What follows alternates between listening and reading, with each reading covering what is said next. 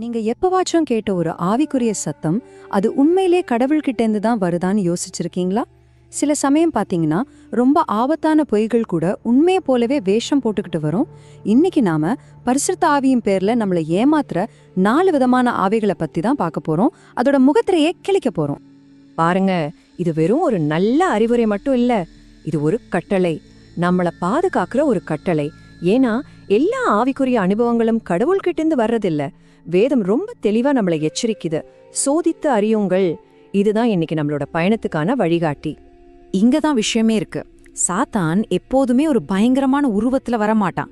பல நேரங்கள்ல அவன் ஒரு ஒளியின் தூதன் மாதிரி, நமக்கு நல்லது சொல்ற ஒரு வழிகாட்டி மாதிரி தான் வருவான். அவனோட நோக்கம் உங்களை கடவுளை விட்டு பிரிக்கிறதில்ல, ஆனா தப்பான பாதையில உங்களை வழி நடத்தி கொண்டு போறதுதான். நாம 4 முக்கியமான போலிகளை ஒன்னொன்னா பார்க்க போறோம். மதத்தின் ஆவி, அஞ்சனம் பார்க்கும் ஆவி, குறி சொல்லும் ஆவி, அப்புறம் வஞ்சகத்தின் ஆவி.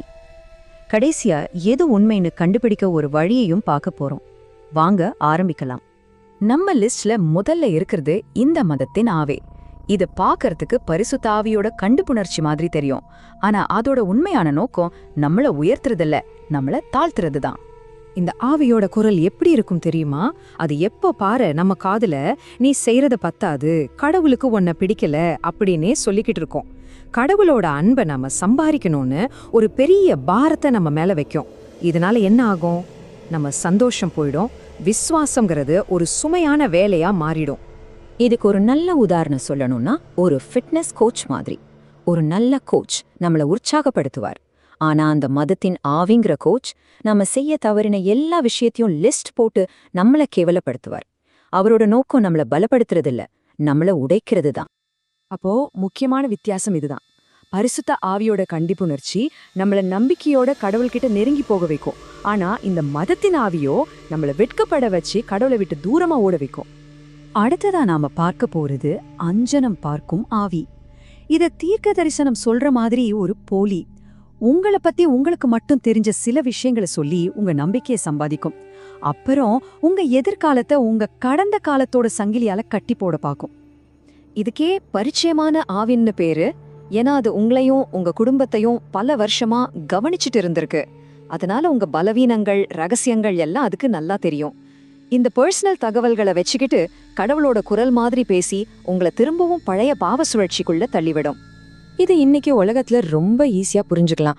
ஒருத்தர் உங்க ஃபேஸ்புக், இன்ஸ்டாகிராம் எல்லாம் பார்த்துட்டு உங்களை பத்தி சில விஷயங்களை தெரிஞ்சுக்கிட்டு அதையே ஒரு பெரிய தீர்க்க தரிசனம் மாதிரி உங்ககிட்ட சொல்றதுக்கு சமம். இது ஏற்கனவே இருக்கிற தகவலை வச்சு ஏமாத்துற வேலை. பரிசுத்த ஆவியானவர் எப்பவுமே நம்மள முன்னோக்கி தான் கூப்பிடுவார்.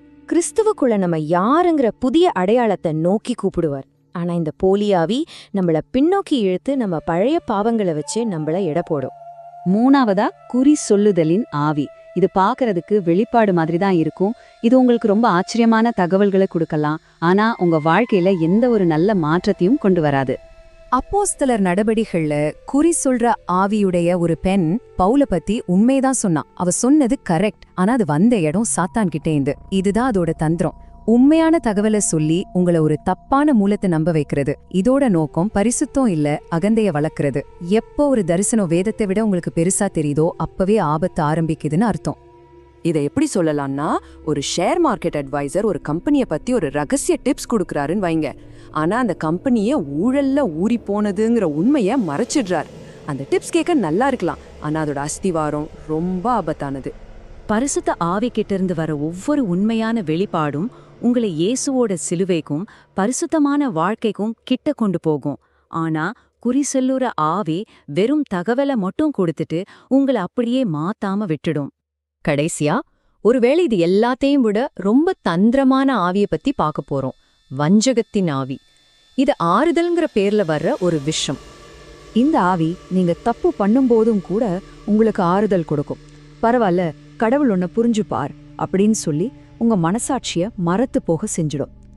கடவுளோட கட்டளைய நீங்க மீறிக்கிட்டு இருக்கும்போது உங்களுக்கு ஒரு விதமான போலி சமாதானம் கிடைச்சா அது இந்த வஞ்சகத்தின் ஆவியா இருக்கலாம். ஜாக்கிரதை. இதுக்கு ஒரு உதாரணம். நீங்க ஒரு பெரிய தப்பு பண்ண போறீங்க. அப்போ உங்க ஃப்ரெண்ட் வந்து அதெல்லாம் கவலைப்படாத, எல்லாம் சரியாயிடும்னு சொல்லி உங்களை அந்த தப்பை பண்ண வைக்கிற மாதிரி. அந்த ஆறுதல் அப்போதைக்கே நல்லா இருக்கும், ஆனா அதோட முடிவு பயங்கரமா இருக்கும். பரிசுத்த ஆவியானவர் தான் உண்மையான ஆறுதலாளர். ஆனா ஒன்ன நல்லா ஞாபகம் வச்சுக்கோங்க, அவர் உங்கள பாவத்துல இருக்கும்போது ஆறுதல் படுத்த மாட்டார். அவர் உங்கள பாவத்திலிருந்து வெளியே கொண்டு வந்துதான் ஆறுதல் படுத்துவார். அதுதான் உண்மையான கிருபை. சரி, இப்போ இந்த 4 போலி ஆவிகளையும் அடையாளம் கண்டுகிட்டோம். இப்ப என்ன பண்றது? உண்மை எப்படி கண்டுபிடிக்கிறது? அதுக்கான ஒரு சிம்பிளான டூல்கிட் இப்ப நம்ம கையில இருக்கு. வாங்க பார்க்கலாம். இதுதான் $1,000,000 கேள்வி இல்லையா? இவ்வளவு போலி சத்தத்துக்கு மத்தியில உண்மையான கடவுளோட சத்தத்தை நாம எப்படி கேக்குறது? நல்ல விஷயம் என்னன்னா, அதுக்கான பதில் நம்ம கையில தான் இருக்கு. இந்த அட்டவணையை நல்லா பாருங்க. இதுதான் நாம இவ்வளவு நேரம் பார்த்ததோட மொத்த சாராம்சம். ஒவ்வொரு ஆவியோட மெசேஜ் என்ன, அது நமக்குள்ள என்ன உணர்வை கொடுக்குது, அதோட நோக்கம் என்னன்னு இதுல இருக்கு. முக்கியமா அந்த கடைசி வரிசையை கவனிங்க. பரிசுத்த ஆவியோட ஒரே நோக்கம் கடவுள் கூட ஒரு உறவை ஏற்படுத்துறது. மத்த எல்லாமே நம்மள பிரிக்கத்தான் பார்க்கும். நீங்க கேக்குற எந்த ஒரு ஆவிக்குரிய சத்தத்தையும் டெஸ்ட் பண்ணணுமா? சிம்பிளா இந்த 3 கேள்விகளை மட்டும் கேளுங்க. 1, இது இயேசுவோட சிலுவைக்கு முக்கியத்துவம் கொடுக்குதா? 2, இது பைபிள் வசனத்தோட ஒத்து போகுதா? 3, இது உங்க வாழ்க்கையில அன்பு, சந்தோஷம், சமாதானம் மாதிரியான நல்ல விஷயங்களை உருவாக்குதா? இந்த 3 கேள்விக்கும் பதில் ஆமா அப்படின்னா நீங்க சரியான பாதையில இருக்கீங்கன்னு அர்த்தம். பாருங்க, பகுத்தறியறதுங்கிறது ஒரு பரிசு மட்டும் இல்ல, அது ஒரு முக்கியமான திறமை. நீங்க கேக்குற ஒவ்வொரு சத்தத்தையும் சோதிச்சு பாருங்க. உங்களுக்கு எப்பவாச்சும் குழப்பமா இருந்துச்சுன்னா ஒரு சூப்பரான வழி இருக்கு. எல்லா சத்தத்தையும் நிறுத்திட்டு கடவுளோட வார்த்தையான பைபிளை தெருங்க.